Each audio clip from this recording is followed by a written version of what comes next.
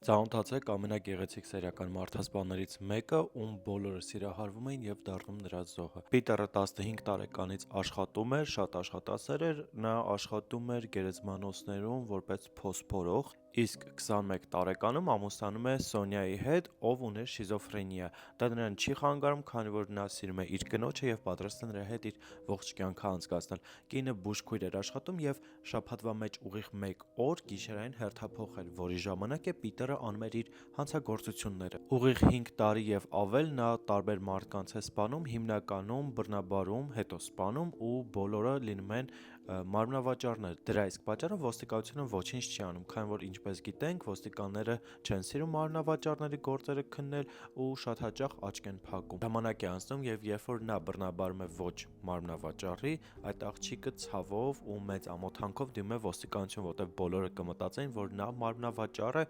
և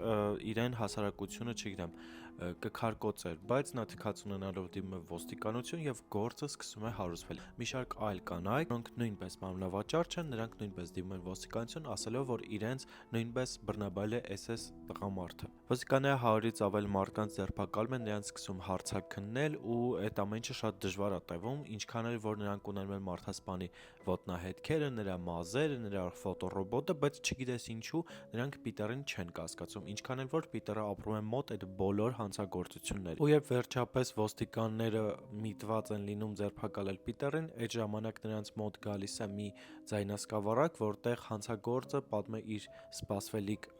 գործողությունների մասին ու ոստիկանները ձայնը իմանեցնում են այն մարդուն, ում 9-ից ավել անգամ հարցաքննել են, նույն ինքը Պիտերին։ Նրան ձերբակալում են, տանում են դատարան, նրան սկսում են դատել, Պիտերը ամբողջ ընթացքում ասում է, որ ինքը կնոջից շիզոֆրենիա է ձեռք բերել և քանի որ կնոջ հետ է ապրել, գիտեր բոլոր ձևերը, թե ինչպես իրեն պահեր ու սկսում է իրեն շիզոֆրենիկի պես պահել։ Ոստիկանները չեն հավատում նրան, բարեբախտաբար դատում են։ Բայց մի քանի տարի անց նրա մոտ իրոք հայտնաբերում են շիզոֆրենիա և նրան տեղափոխում են հոգեբուժարան։ Շատ նման պատմություն է Թեդ Բանդիին, և եթե կուզեք Թեդ Բանդիի մասին խոսեմ, մեկնաբանություններում գրեք դրա մասին։